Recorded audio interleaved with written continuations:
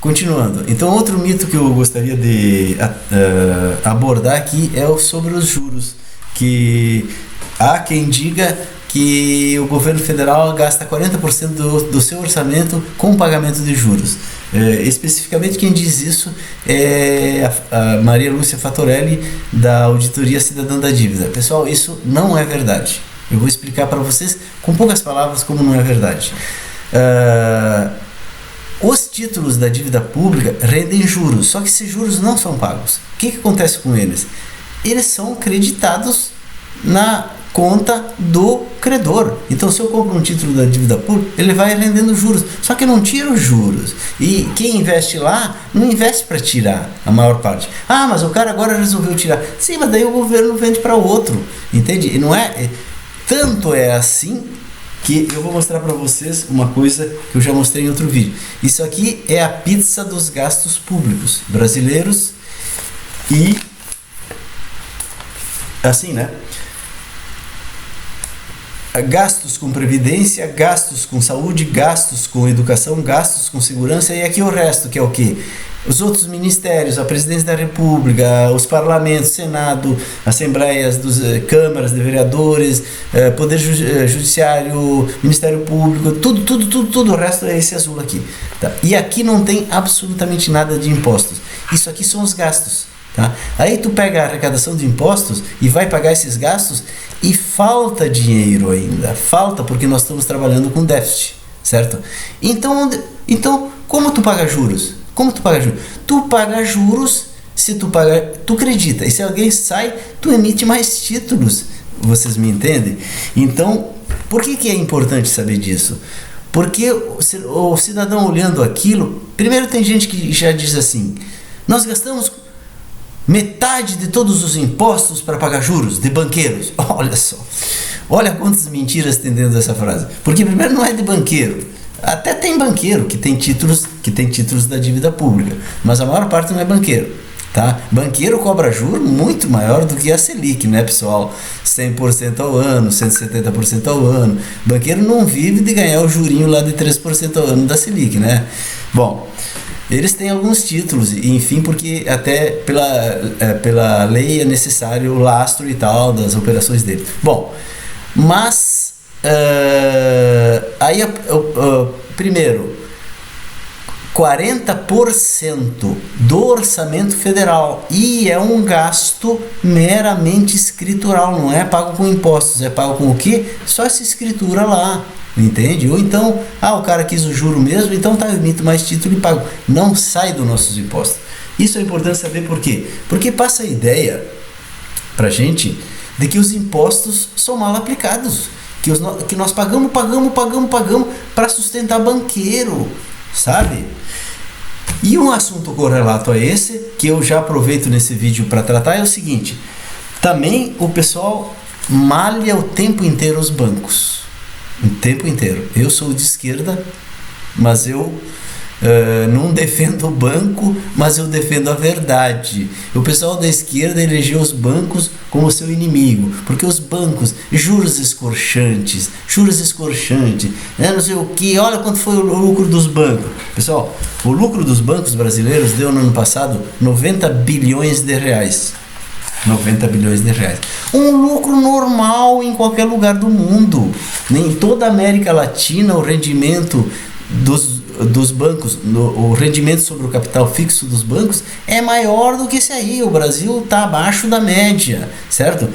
Tanto que vieram bancos de fora para o Brasil e disseram que iam quebrar os bancos brasileiros, e eu acreditei. Disseram assim, vão vir agora, os caras vão praticar juros baixos, vão quebrar os bancos brasileiros. Quebraram os bancos brasileiros? Não, eles saíram. Só sobrou o Santander aí, não sei nem como tá, né? Mas não pratica juros menores que os bancos brasileiros. Então, isso aí tem muita ficção. Outra coisa, você sabe quanto uma loja como a Havan, que é uma loja, eu nunca fui, deve ser boa, mas é completamente desnecessário.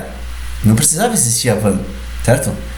25 bilhões é o lucro dela, anual. Enquanto que todo o sistema financeiro brasileiro, com Banco do Brasil, Caixa Federal, Bradesco, Itaú, Santander, tudo junto, 90 bilhões de reais. É o grande lucro dos bancos, que é dividido. Quem tem ações, qualquer um de vocês pode comprar ações do Unibanco, do Bradesco, e vai receber dividendos, vai receber parte desse grande lucro dos bancos. Enquanto que a Van é só dele, é só do dono da Van, certo? Então, aqui no Brasil se sataniza banco, porque eu acho que é uma coisa assim, meio quase da Idade Média, aquela coisa da usura. Só que o banco, pessoal, desculpa, banco é necessário. Vocês viram essa crise do coronavírus?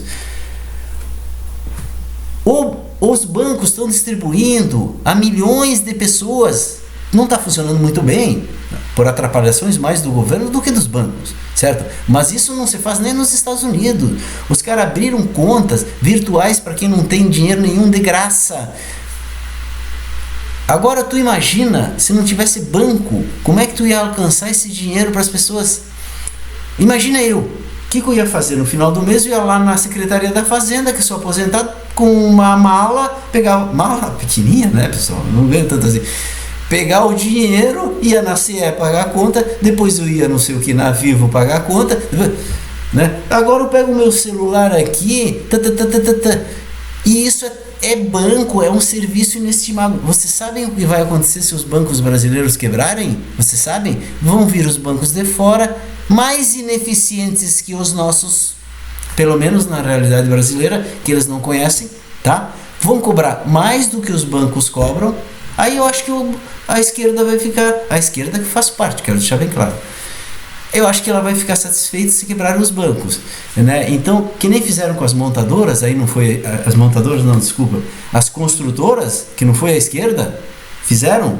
Quase quebraram as construtoras, e aí nós vamos ter que fazer o quê? Pegar construtoras da China, que são pagadoras de propinas muito maior que a nossa, certo? E os lucros dela vai lá para a China, certo? Depois a gente reclama da China, certo?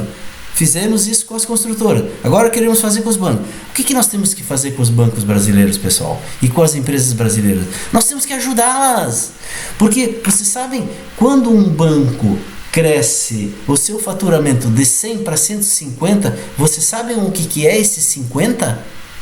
A maior parte é salário. A maior parte é salário e impostos. E o lucro é uma pequena parte dos 50. Então, não tem como um país crescer sem que suas empresas e bancos cresçam. Vocês me entendem? E a prova de que os bancos brasileiros são eficientes, eu já falei. Se vieram os bancos de fora, está aberto para quem quiser vir, por que não vieram?